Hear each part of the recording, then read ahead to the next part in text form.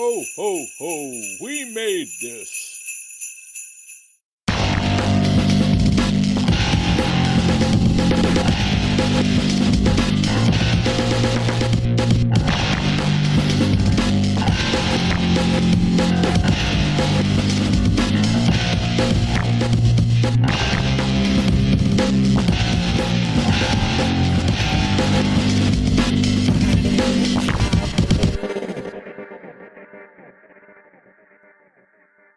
Spectacular podcast. Fuck's sake. Did you enjoy that? No. Welcome to the Right in the Childhood podcast with your regular hosts, Fraser and Mark. I'm Fraser. And I'm Mark, hello. What's up, everybody? What was the spider thing that's from last time? Spider friends. Go for it. Go for it. So we're going. Shit. We're going for it. So on the Right in the Childhood podcast, we take it in turns. Mark and I. See how English that was. Very good. So good. Look at me for a dyslexic. Good. My ADHD's kicking in now though, so now I'm getting distracted by something else. Carry on. So we take it in turns to revisit childhood classic shows from Telly our shows. respective childhoods. What other shows were you expecting? Yeah. Pantomimes? Oh, that's theatre, whatevs. Do you expect us to go to the theatre and watch something? Well, no. No, exactly. Most of this was recorded during a fucking pandemic. Exactly, the theatres. But they're back. They're back and booming. The show will go on. It will. So my name's Fraser. I'm on the Gen Z side of Millennial. You're on the Gen X Millennial side. So we span across 3 different generations. And like I say, we take turns each every fortnight to revisit a show from our respective childhood. And the other person looks at it with no rose-tinted glasses, just glasses in your set. I mean, I am bespectacled. This is a thing. So you just wear regular glasses. I do. I often wear nostalgia glasses, and sometimes you double glasses. You wear your glasses and your your nostalgia glasses. And yeah. It's a whole ordeal. But, we're in the month of December. 'Tis the season. We're always talking about a guy, this time of year in a suit of red. Yes. There's a movie out. So we're talking about Spider-Man. You were always talking about Spider-Man. It doesn't matter what time of the year it is. I'm always down to be talking about Spider-Man. And obviously 2 weeks ago was your episode. We looked at your Spider-Man from your childhood, the cartoon. And his amazing friends. And his amazing friends. And surprisingly, that was the one probably animated Spider-Man show that I haven't seen. But ticks that off first now, and I've seen them all. Yeah. And now it comes time for me to do my Spider-Man scrambles. So usually our episodes are about an hour. Who knows how long this is going to go. Well, normally... We might need to cut me out and be like, oh, no. I mean, I can edit you. Yeah. But normally we, have, at the start of the show, we have pitches about what we think the show is about and stuff like that. I think it's about Spider-Man. Yeah, you know what? On the ball there, mate. Oh, yeah, 100%. I think that's the first time we've got one for what? Yeah. We're one for what, We didn't even bother to even mention we normally do a pitch on the last episode. We both know and like Spider-Man in it. Exactly, it's what it's going to be. And some people have said that it's my passion for Spider-Man borderlines obsession. It does. It's all for good reasons. It's adorable, but it does. But no, Spider-Man's been a big part of my life since my childhood. Obviously, I remember dressing up as Spider-Man. I remember that. It's interesting though, because I think the big part of my childhood would have been the Sam Raimi movies. And obviously, we've talked about the Sam Raimi movies on a different pod. And I think we talked about the impact of those films on me growing up, but maybe we can chuck that in as a bonus episode next week if you like. Yeah, we'll ping it in. We'll chuck that in. It can emerge. Yeah, we'll do that. Out of the multiverse. Yeah, we'll do yeah. On brand there. It was on a podcast called Pull or Pass, wasn't it? A comic book podcast that I was the host of and you came on as a guest. So yeah, we'll chuck that on as a little bonus next week. Why the hell not? Look at that. Why the hell not? Making things happen. Yeah, man. The things we can. But yeah, so growing up, loved them in school. Obviously, always dressed up as Spider-Man as a kid, and still do now. You do. Maybe dress up as Spider-Man more now than I do when I was a kid. But hey, my nephew dresses up as Iron Man and Captain America and Batman. He hasn't got Spider-Man. I feel like they're the big ones now. When I was a kid, it was always Spidey, and it was interesting as well because I've identified more as Spidey, and I found a deep meaning for why I like Spidey when I've grown up. But when I was younger, Tobey Maguire's Spider-Man looked way older than I was as a kid. He looks older than you do now. Way older than I am. Yeah, and that was a constant thing in the cartoons as well. In the cartoons, the 90s one, he looked older. And that was the cartoon I watched when I was younger, was the 90s one. And we would have done that for this show. But as soon as Disney Plus came out, I binge watched it all, and then I encouraged you to watch it. Yeah, and I've watched it as well. And then we started the podcast, and we were like, "Oh shit, we should have saved it." That should have been it. And then there was another one with Neil Patrick Harris in, which I probably didn't. What, as in Doogie Howser MD? Yeah, and Barney Ooh, Stinson. I'm going to put that on my list. A Doogie Howser. Doogie Howser MD. There's There's a new Doogie Howser as well. But isn't it like Doogie Kufa? Isn't like a girl Howser? Yeah. Like Diane Howser. No, it's still Doogie, but like the last name's different. Okay. I can't remember what it is off the top of my head. I don't think I want to watch that. But I want to watch the original Doogie Howser. But yeah, so this Neil Patrick Harris one, I think it was called The New Animated Spider-Man. I watched this, it was on Netflix. I watched this in high school. But this was a side piece for the Sam Raimi movies. So like, when the Sam Raimi movies are coming out, MTV, yeah, I know, how mad's that? Wow. MTV got their own Spider-Man animated show. Do you mean music television? Yeah. That never put anything about music on? No. Pimp My Ride and... Although I will say their music for the show was very MTV inspired, like the wall. And then you looked at it and it looked like it was an MTV production. What was that style? Awful dating show where there was hundreds horny men and one woman? Bachelor, right? No. Can't remember it, but that was on MTV. Yeah. Wrestling Society X was on MTV. And there's no music on MTV. No, and so was The New Adventures of... and when I was growing up, there's a song about, what? 1985, when music was still on MTV. Oh, yeah. In high school, they tell her that she's uncool. I was talking about Dire Straits. They wanted their MTV in their homophobic song where they sang about how having an earring made you a faggot. Do you remember that? No. Money for Nothing by Dire Straits. Wow. Homophobic, and it still gets played all the time before the watershed. Charming. Drives me around the bend. But yeah, the opening to that was I want my MTV, and the idea was they wanted the track to be on MTV, so they created a very, very strong music video for the. And it never made it. It did, yeah. It was always on MTV, but it was a huge deal when MTV launched that everyone wanted to be on MTV, and then in the 90s it just stopped making. Didn't have any fucking music. Why are we ranting about MTV? I mean, you're ranting about MTV. And homophobic fucking lyrics in everyone's favourite song by Dire Straits. So there was an MTV TV show about Spider-Man. Was there? What was it called? That's how it called. It was called The New Animated... that was the Doogie Howser one? Yeah, so Neil Patrick Harris was the voice, which was great. Like, I was really into How I Met Your Mother at the time. I was like, when I found out he was a Spider-Man, did you like Doogie Howser in How I Met Your Mother as well? I liked Barney Stinson in How I Met Your Mother. Every time I see him, he's Doogie Howser. He's Doogie Howser. That's interesting, though, because obviously that's past my generation, but I was aware he was a... I might put Doogie Howser on the list. I'll be down to watch Doogie Howser. I'll put Doogie Howser on the list. That's pretty cool. All right, so. But yeah, so that was... It was an interesting one, because it was linking... It was doing extra stories for the Sam Raimi stuff, but it also had... Do you remember the Daredevil movie that came out, the Ben Affleck one? How could I forget? So you know the guy who played Kingpin in that? Big prolific actor, huge. He was in The Green Mile. What was his name? Yeah. Michael Clark Duncan. Yeah. So he voiced Kingpin in that. So this TV show was a way of linking the Daredevil universe with Spider-Man, Sam Raimi's Spider-Man, and it was a pretty cool time. Like, obviously, we live in a world now where everything's sort of connected to TV shows and all that. But the fact that they were trying to do this in 2003 is kind of cool. The show wasn't Spider-Man at his best. And that's obviously Is this the Doogie one or the Spectacular one? This is why I haven't chosen it. Right. But then the Spectacular Spider-Man, which came out around 2008. So again, it was my high school sort of thing, and I watched it. And this was the show that combined the childhood Fraser with the comic books reading Fraser. Because I started reading Ultimate Comics.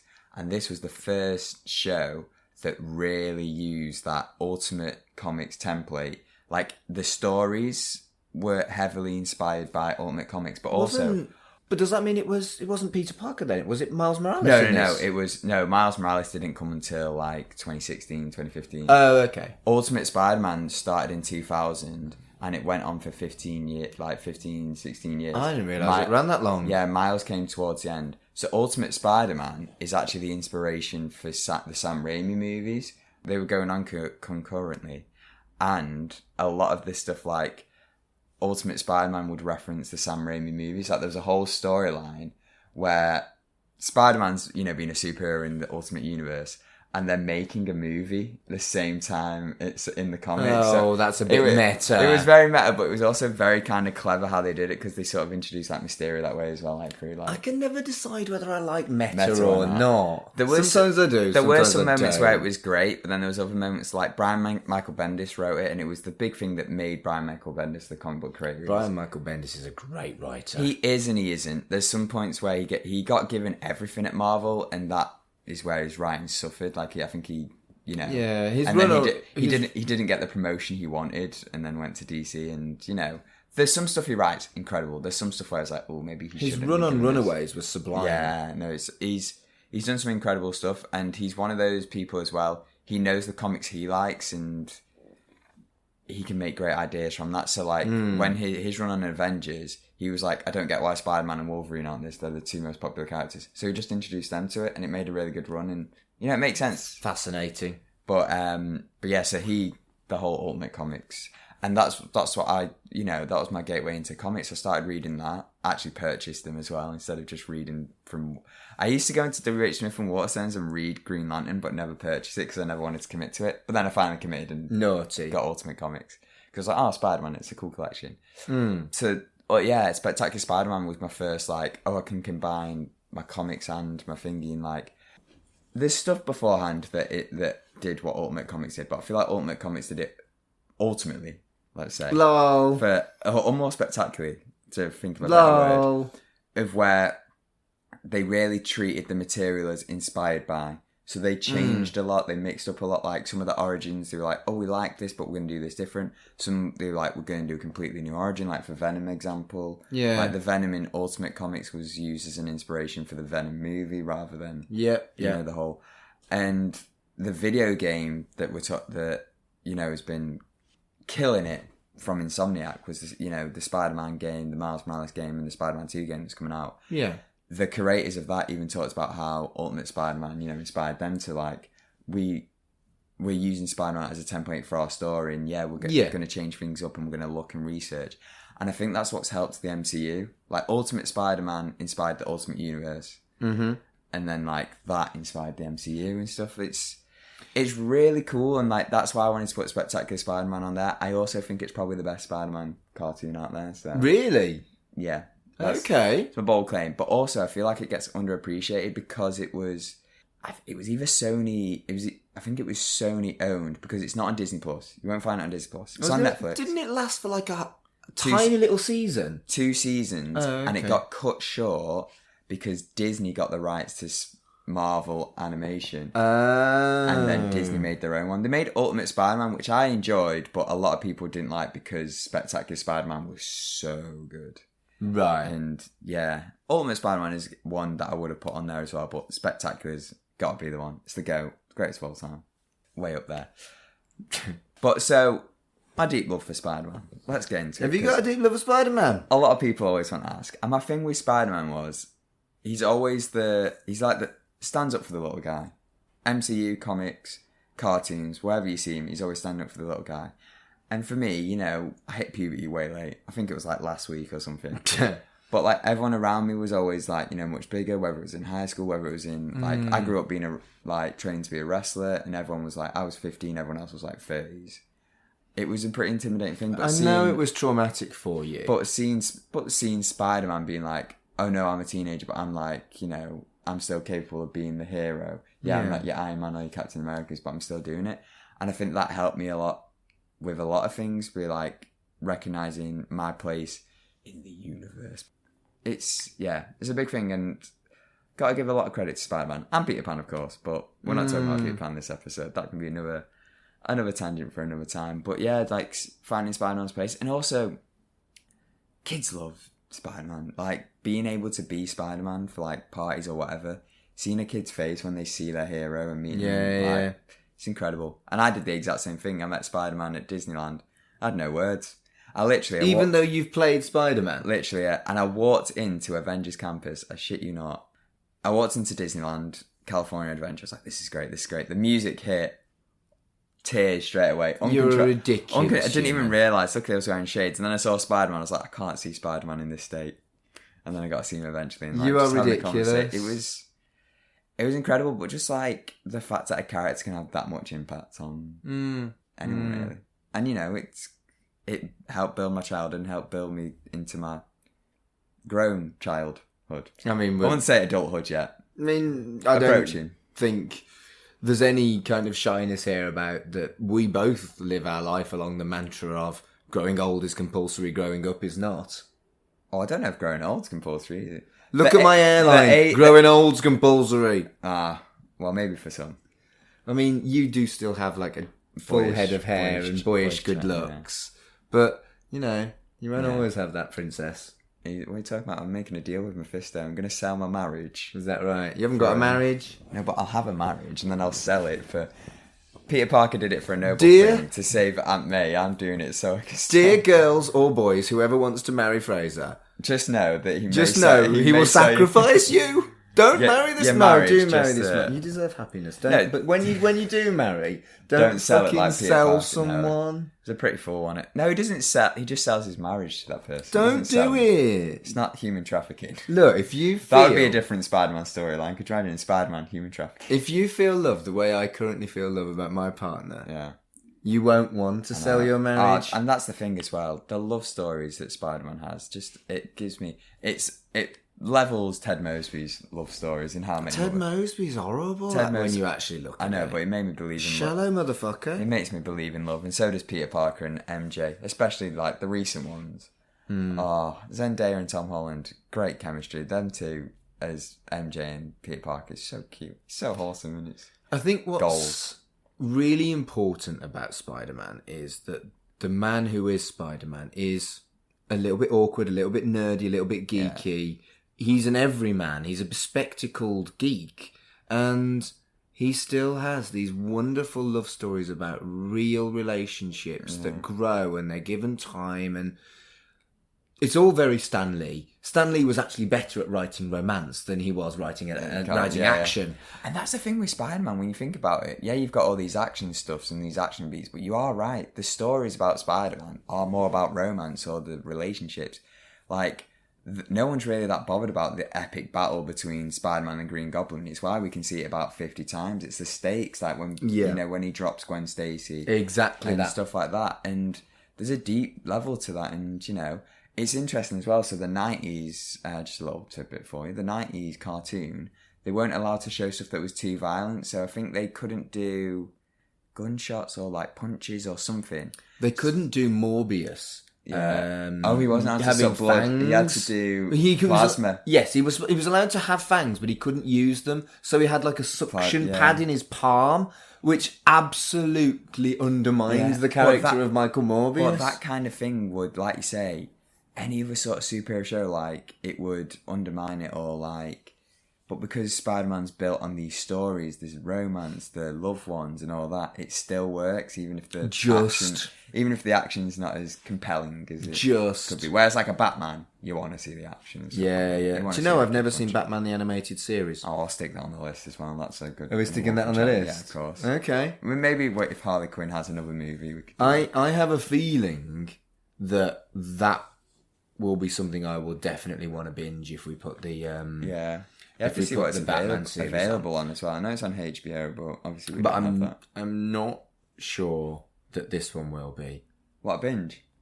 I don't know. I don't know whether this is very bingey, whereas I really, really think that the Batman animated series, from what I've heard of it, will be for me, whereas this might be a bit too kiddie. Oh, you are in for a treat. So it's 13 episodes per season. There's 2 seasons, and you're going to think it's kiddie, but I don't know. What this show did do really well was the characters in it actually look their age. So they look like teenagers. That's good. I will admit I'm going to binge this because I've been waiting. Since this has been on Netflix, I've been waiting for us to record this episode just so I can binge watch the rest of it. Honestly, I cannot wait for after this recording just to watch it all because finally. And it's got one of my favourite voice actors for Spider-Man as well, Josh Keaton. If that name rings a bell, recently he was Captain America in the What If stuff, so they couldn't get Chris Evans back, so they got him. Ironically enough, he didn't voice Spider-Man for those, but hey, they got some new actor for that, didn't they? He's also been Green Lantern and stuff, and he's actually been in other Spider-Man stuff as like Electro and stuff like that. It was funny, we were talking about the voice actor last week as well. So I remember this game growing up and I absolutely adored it, apart from Spider-Man Noir. And this is the reason, not many people know this, but the people that do will know. I am not a fan of Spider-Man Noir. No, I like Spider-Man Noir. The movie, Into the Spider-Verse, like, Nicholson's performance brought me back, so it's okay. Nicolas Cage, not Nicholson's. Imagine Jack Nicholson. That would be pushing it. Nicolas Cage, his performance is bringing back. But Spider-Man's Shattered Dimensions, I was doing you play as 4 different Spider-Man. Amazing Spider-Man, Ultimate Spider-Man, Spider-Man Noir, and Spider-Man 2099. Oh, a bit of Miguel. And each time, so each mission, you have to complete all 4 of their missions to go forward.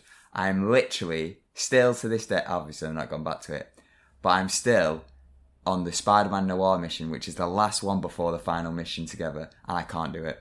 Devo. Because he's got to be all stealthy, and that's not... Well, it is Spider-Man in a way. It but is. You can't shoot webs and stuff. He literally just sneaks up on people and beats them up. But this is Batman. No, I don't... But I digress. But anyway, in that game, all 4 of the Spider-Man are previous voice actors. So Josh Keaton does, I want to say, Amazing. He does Amazing or Ultimate. Neil Patrick Harris does the other one. Dougie Harris. Whichever, yeah. And then Daniel Barnes from the 90s one, he does Spider-Man 2099. Does he do Spider-Man 2? He might do... No, he does Spider-Man Noir. And the Spider-Man actor from Amazing Friends does 2099. So amazing. How cool.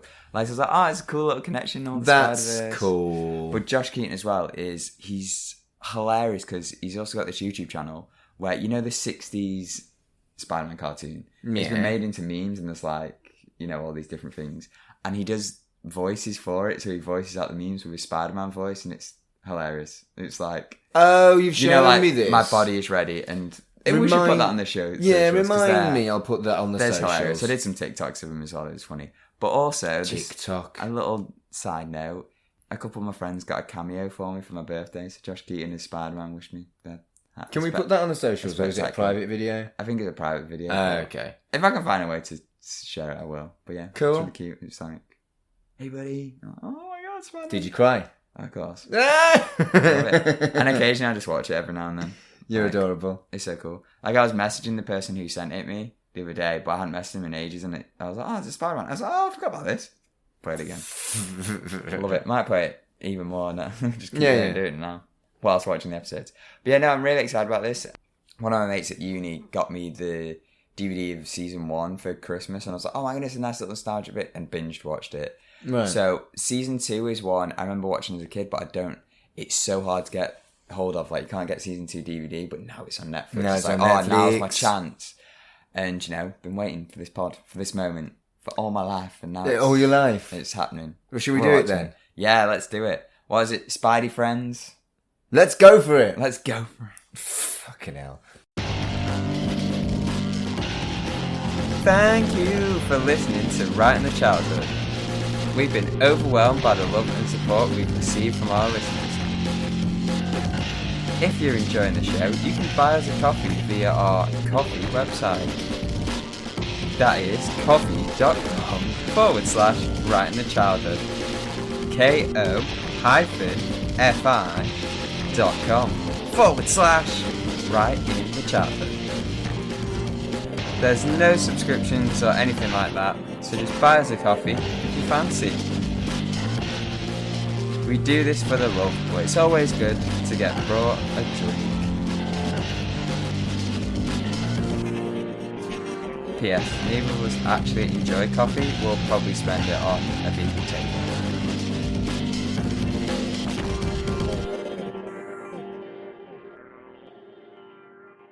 Spectacular podcast. We're back. We just swung our way from New York and fuck's sake. Managed to avoid the Vulture and some other villains, some Venom. Managed to avoid some symbiotes. Venom. Gotta get them, Venom. But yeah, we watched Spectacular Spider-Man. 2 episodes. We had found that incredible article again by that stunning writer and journalist. Talented writer. Definitely knows what they're talking about with Spider-Man, I feel. I thought so. But yeah, so we watched the first episode of season 1 and we watched the last episode of season 1. Although on Netflix, it's just episode 13. They've combined the 2 seasons into one. Yeah, so I don't know why they've done that, but it says it's one series of 26 episodes. It gave me a mini heart attack because I was like, I hope they haven't just got season 1 because there is a season 2. Because I've got season 1 on DVD. I do not have season 2 on DVD.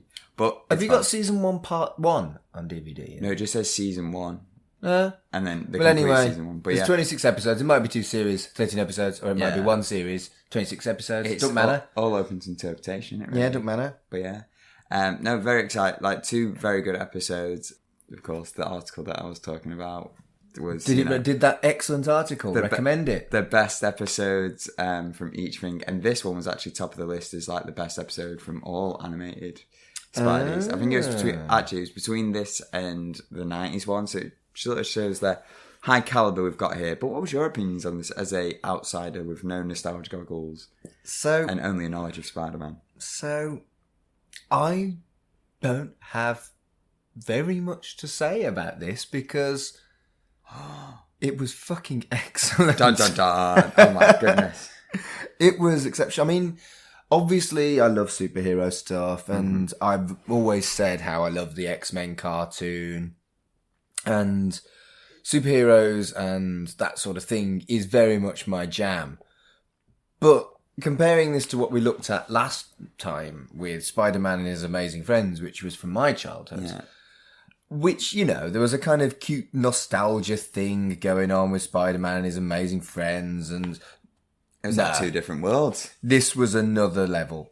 It was great television. It's pretty cool, like, considering how many animated series had been in between the 2. Like, I think 2 or 3 in between 2, and then obviously you had the Sam Raimi movies, you had the Ultimate Comics as well. It was, and yeah, like, just as I remembered, like, this was so Ultimate Comics inspired, even to the point where, like, Ultimate Comics introduced, like, minor characters that were in this, like, Kenny Kong was in here, and I was like, oh, that's cute. Like, he was, like, Flash Thompson's mate, and they sort of, Flash Thompson's always been known as obsessing over Spider-Man but bullying Peter Parker, and they sort of put some of that on Kenny Kong in the Ultimate Comics, and we saw it here. It was like Kenny and Eugene Thompson, Flash Thompson, were both really loved Spider-Man but bullied Peter Parker.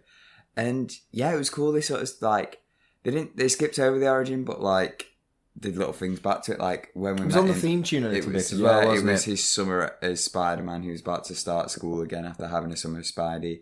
And that's always a good place to start. I feel like the start of a new school year, it is very much a fresh start for a lot of, like, especially when you're a kid, it's a fresh start, you know, new things can happen. And that's a good way to start a series. Same as like a January would be, I guess, as well, like, you know, new fresh starts, and we talk about all that. But yeah, it was cool seeing him in the high school dynamic and as the Spider-Man dynamic.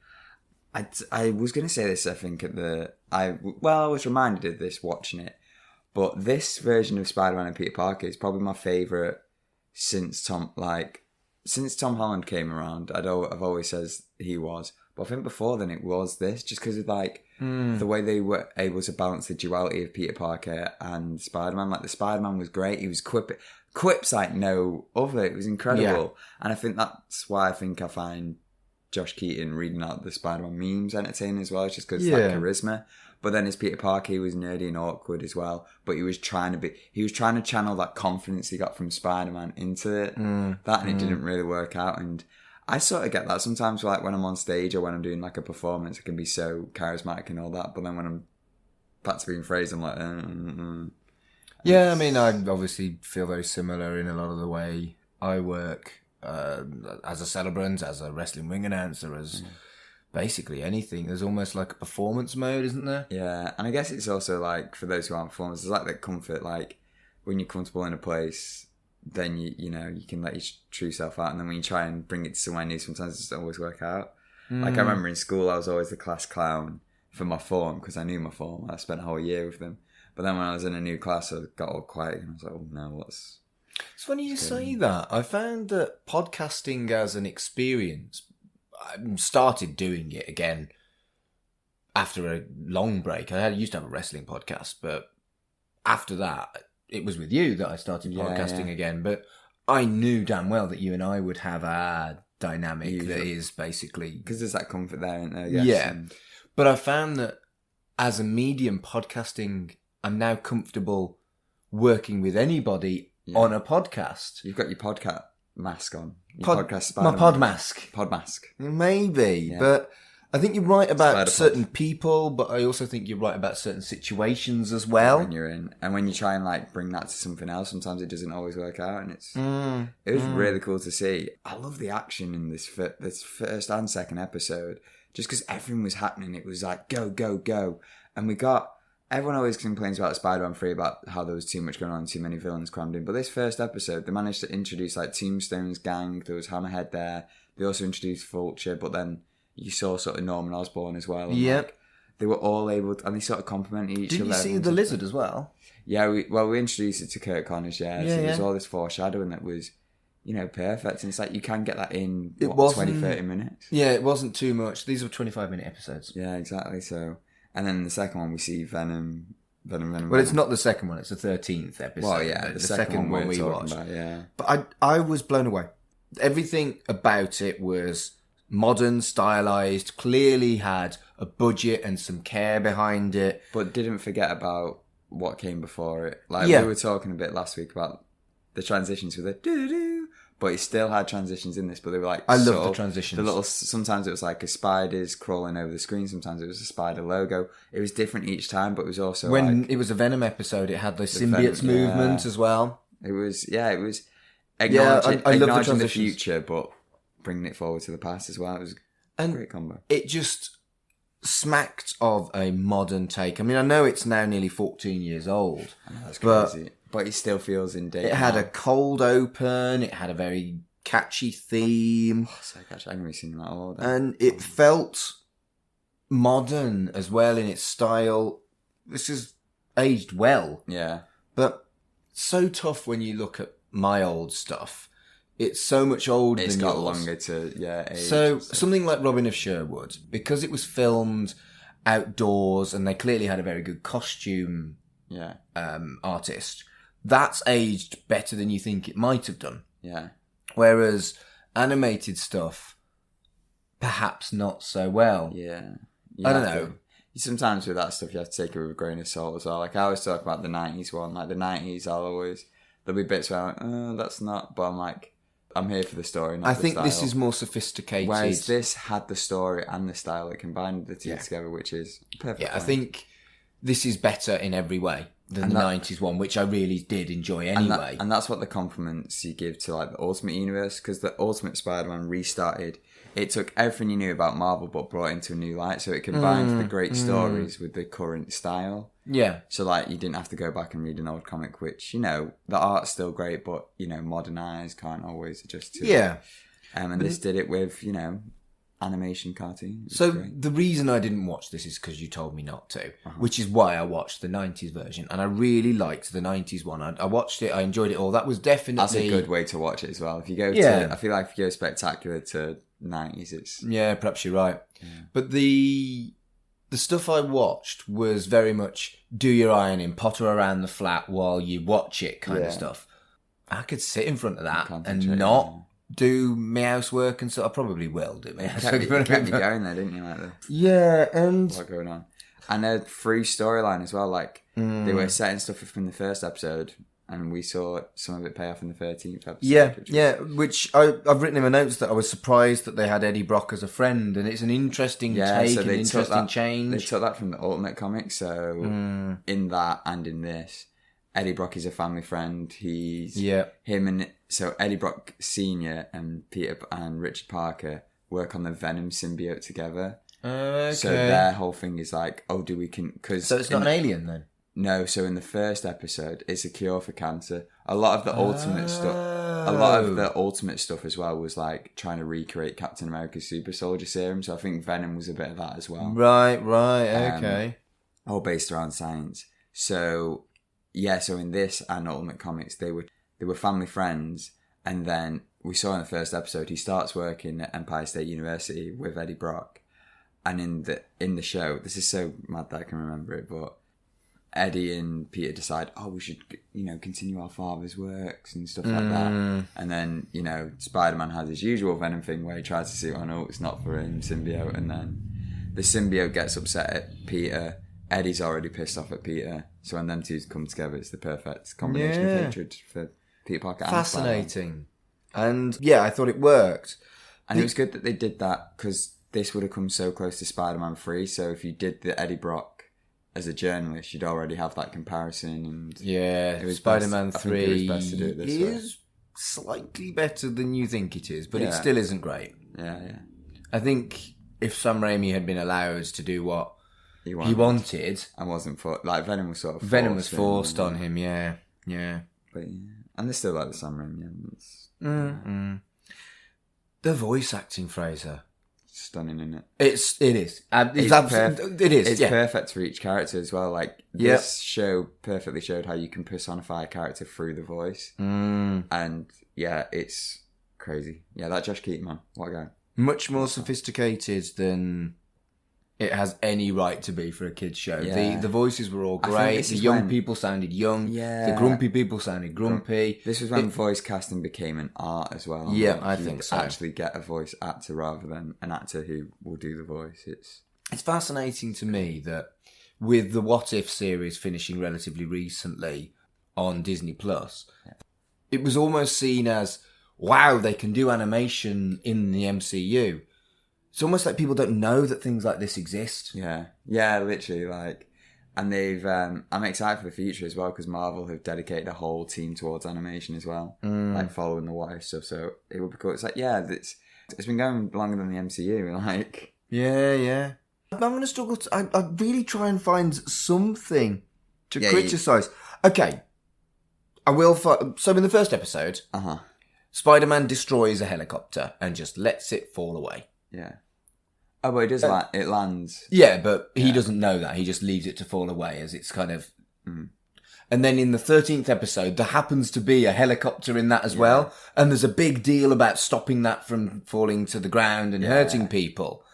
That felt a little bit weird to me. That it was no deal in the first one and a big deal in the second. Well, what I liked about when he was doing his things was he didn't let people, people fall into their death, and usually you can just ignore it. But it made a point of no, Spider-Man would save them. Like he ties one of the things, which is why it felt like the helicopter thing was weird. Well, it's not explicit, is it? So I guess it's up to us to assume. But that's when you're making ass out of you and me. Lol. It's like we see the helicopters landed and we see that the things escaped. Yeah, we do. So I guess it was the helicopter got out of his way, like he couldn't get to it, and he was focused on maybe. But you know what I mean. This is me trying to find something to criticise here, and it's just pure luck, which is a positive sign for the show.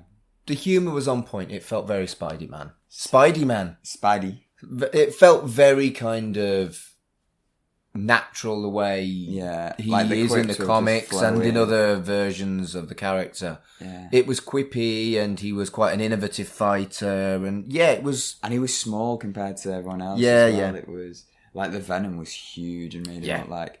And obviously, all the bodyguards were calling him, skinny and stuff like that. And it was just it was clear that it was a kid versus thing where it's like the Sam Raimi thing of, oh, he's just a kid, no older than my younger brother. Yeah. Should we move on to the episode 13, Nature versus Nurture? Yeah, I do have to say I like the titles as well. Yes. They're very sciencey based, survival of the fittest and Nature versus Nurture is pretty cool. And it related to the characters as well, what's better for Venom? So it's only 12 episodes later, and it feels like a lot has happened. Literally, yeah. And it feels like there's clearly going to be a big continuity in this. There's a big tombstone reveal, we see him in this, and Spidey's been debating whether to work with him. Venom's appeared. It's whoa, what's happening? Whereas in previous stuff we've watched, MJ's appeared. She wasn't in episode oh my god, the MJ reveal in this made my heart swoon, because they do the classic comic thing of he opens the door and she goes, "Face it, Tiger, you just hit the jackpot." Oh, my heart. If someone did that to me, then put it in their hands. Easy. You heard it here first. There you go. Just easy. You want cuddles from the Fraser boy? I was going to say, I don't know if it's here first, because I feel like any time I talk about Spider-Man or MJ, I'm putting it out into the universe though. Hopefully it'll happen. Swoon, I would think. I liked the credits as well. How because usually opening credits would introduce oh, this person's this, but it was Peter Parker, Gwen Stacy. It was introducing all the characters. And little things. Yeah, the characters rather than the actors playing the characters. Yeah, because usually you see that, don't you, for intros? But that was really cool. One thing I want to point out is we've talked about the voice acting, but also the fact that there were two actors overdubbed over each other for Venom. That was clever. Oh, that was so clever. And with the us and the we and the symbiotic thing representing the duality of the two entities that are Venom. Probably one of the best representations of Venom in, I would say, around maybe the 90s one. The 90s one was quite good as well, and that was when Venom was in his prime. But yes, just so good. Like, and I like that Venom gets a lot of play in this. Also interesting to know, it'd be interesting to see what season 2 was like. All Spider-Man villains, no like crossover with like Marvel at this point. I think this was when, I want to say Sony owned it, so they just had the Spider-Man characters. They didn't have much of but it also just shows how much Sony had to play with just Spider-Man. I don't think you need crossovers. No, you don't. Crossovers, I know you like them, and most fans will enjoy crossovers, but Spidey can have his own universe. It's so rich. It just shows how big of a character he is. Like, I always say my biggest franchise is Spider-Man, Star Wars, then Marvel. Right. And I always sort of count Spidey as his own franchise. But if I don't do that... Kind of does. Yeah. That's why I always, when everyone's like, oh, Sony should get rid of Spidey and just give it to Disney, it's like, no. Because when they did when they did that with animation, we lost Spectacular Spider-Man. And I don't want to lose Into the Spider-Verse. Losing Spectacular Spider-Man was hurtful enough. True. I mean, Venom I can take or leave, but... Well, I quite like the Venom films. I think Tom Hardy's pretty good at it. So, Mark, pretty spectacular then, isn't it? It was. And, I mean, I think I expected to like it, but... It was interesting at the beginning. You're like, oh, I don't think I'll binge it. What's the verdict now? Binge? So, this thing was clearly a well-done and well-loved, well-researched, decent piece of kids' telly that was sophisticated and got it right. Did you not feel like the way you defeated Venom was a little bit anticlimactic? Yeah, but I liked that it was a story point, because it's what we were talking about either in this preview or in the last episode, where it was like, it wasn't a fisticuff, it was like a smart story-driven thing that like the symbiote... He defeated him with a bin bag. Well, the symbiote wanted to be with Peter, and it shows that the symbiote is... That bit was great. That the symbiote is nothing without the host. That bit was great. But the fact that he got a bin bag. He beat him with a bin bag. Yeah, if you had like He put him in a bin bag and then tied him up. So, yeah. That could have been done a little bit better, like some kind of... techy... sacred box. Yeah. Or some kind of vacuum-sealed box or something. A natural vacuum. But again, you know... A Henry Hoover. Yeah, anything. But I'm nitpicking. Yeah. I am nitpicking. Which shows how much you like the show. And your question is, do I want to binge this? Yes. Of course. I think this is... Is this the first one of yours that I wanted to binge? No, I think there's some other ones. Didn't watch any Recess, didn't watch any... I think you were interested in Recess, but I would watch some Recess. I think there's been a lot of shows where it's like, oh, I'll put it on in the background. Yeah. But this is like I'll sit down. This is an explicit, I'm going to watch this, and I'm going to enjoy this. Nice. Amazing. Is it top 5 time then? I think it is top 5 time. But this is a problem with when something's so good. We've got very little to say about it, because it's just great. You're much better on I feel like you're good at the critique side. You like, not to bitch about something, but to be like pointing out its flaws or whatever. It's like, easier to do that. Yeah. For sure. Whereas like when it's good, you're just like, yeah, it's just good, isn't it? And I'm like... the pace was right. All the many reasons why. The way it treated the people watching it was right. It didn't patronise you, but it didn't assume knowledge. It was great, yeah. It like, you could be a dedicated comic book reader, or you could be someone who your first experience. Yep. And it was just perfect. And like, yeah, it's the first time as well we've sort of seen like continuous storytelling and stuff of mine as well, especially in animation, where it's like continuing through. And oh mate, I'm so excited to watch the rest of this now. Me too. What time? So anyway, my top 5 is currently at 5, That's So Raven. At 4, American Dragon, Jake Long. At 3, Lilo and Stitch the series. At 2, SpongeBob SquarePants. And at 1, Recess. Oh, where do you think I'm putting this, Fraser? Is Recess going to be decrowned? Where do you think I'm going to put this? Because it is entering the top 5. Optimistic, I'd be shocked if it wasn't top 5. I'm being optimistic. I'm going to say number 1. I finally dethroned Recess. I genuinely never thought that we would dethrone Recess. Oh my goodness. It's so TJ, good. take off your crown. It's so good. Give it back and to it was King so Bob. well done. And it made me have faith that kids' TV can be something very, very special that treats Go above children and the way beyond. they should be. But I really, really, really enjoyed this. Yeah, Spectacular Spider-Man has gone right in at number 1. I feel like we should have a number 1 noise whenever something's number 1. So, I mean, Spiderwebs. we're not going to use that very often because we've had what? This is going to be even tougher to A do million for- episodes? And I think this is probably... Yeah, I think we've watched at least 16 or 18 of your things now, and... Recess has finally been... It has, and knocked down. it's going to take a miracle It- to knock honestly, this one yeah. off, because this is bloody brilliant. I was going to say, Absolutely we're talking about bloody Batman. brilliant. That one's going to be a tough one between That Batman might. and this. Ooh. Yeah, good point. That might. But yeah, That I mean, might. that's... I've done it. My mission's complete. Anyone who is a fan of comic books will adore it. Anyone who isn't a fan of comic books and doesn't hate them will probably quite enjoy it anyway. Yeah, exactly. It's Could you imagine if this, right? pretty amazing. So there was a sliver of a chance that this Spider-Man was going to interact with an Avengers team in animation. Okay. That could have been so good. Because there was another show called Avengers Earth's Mightiest Heroes, and it had a similar deal to this where Right. it got I cancelled. have heard of it. It got cancelled when Disney bought it, and Disney started Right. a new Spider-Man show and a new Avengers show, which both were like, they intercross a bit, and they were okay, but compared to this, like Ultimate Spider-Man, the TV show gets a lot of stick, but I've enjoyed it, but I can see why it gets a stick, because this This is imagine great. trying to follow this. Yeah. Yeah. Oh, difficult.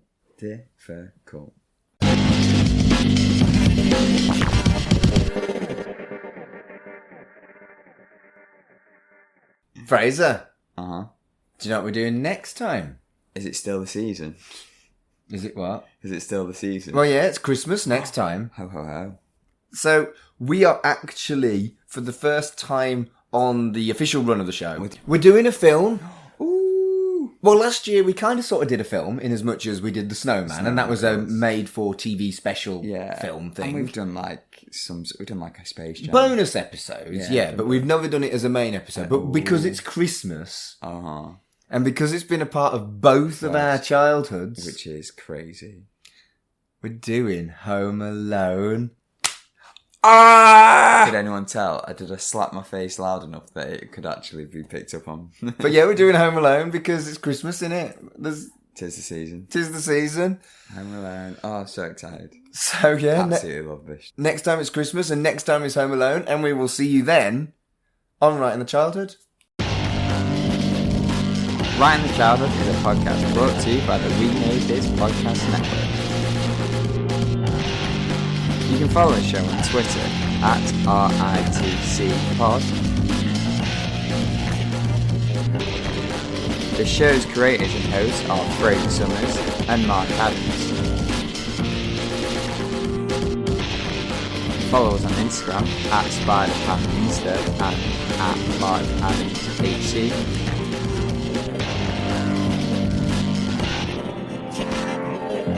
The show's logo was created by Carl Bryant, and the theme tune was composed by Colin Jackson Brown.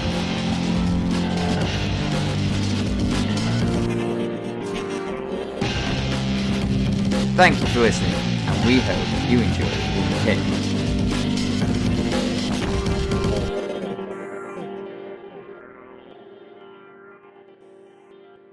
Hello everyone, this is Tony, Network Chief of We Made This. As you know, our podcast network brings together a brilliant assortment of talent who talk about all kinds of pop culture content, such as the episode you just listened to. We're not going anywhere, but we'd love to keep the lights on for even longer if you're able to support our network on Patreon. For just £2 a month, you get your name in lights and the satisfaction of knowing you're helping us produce more great audio. And for £3 a month, you'll get your name in lights, but you'll also get access to an exclusive bi-monthly podcast from the We Made This talent pool on podcasting, pop culture, and, well, you tell us. We'll take your suggestions. For less than the price of a coffee per month, you can help keep We Made This going. Just head to patreon.com/We Made This. That's patreon.com/ facebook.com/We Made This and get the ball rolling. Elsewhere on We Made This. Podcast 616, a Marvel Universe podcast. And I think that's why she is immediately likeable. You know, I liked her straight away. I find her engaging. I think she's well performed, well written. I think she's a strong new character that they're bringing in because she has a big legacy in the comics, and I think they've really done it well on the evidence of this and the second episode. Yeah, I think you're right there to mention that she's definitely rebelling, isn't she, from her upbringing. Like you say, she lives in like quite an impoverished kind of apartment, it looks like. Nothing special. And she could definitely afford better, couldn't she? So, but for all I know, that's like $1 million apartment in New York. I don't know. It probably is, yeah. Prices are so crazy there, but...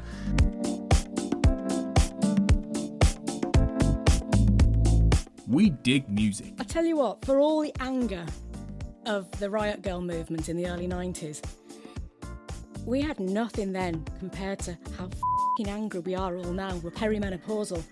And I want to start a new girl band called Waning Estrogen, and we're going to take on the fucking world. Although based on last month's episode, unless you have to use a sat nav to get anywhere. Yeah, the tours might be a little bit. Get someone else to drive you. This is not where I'm meant to be going.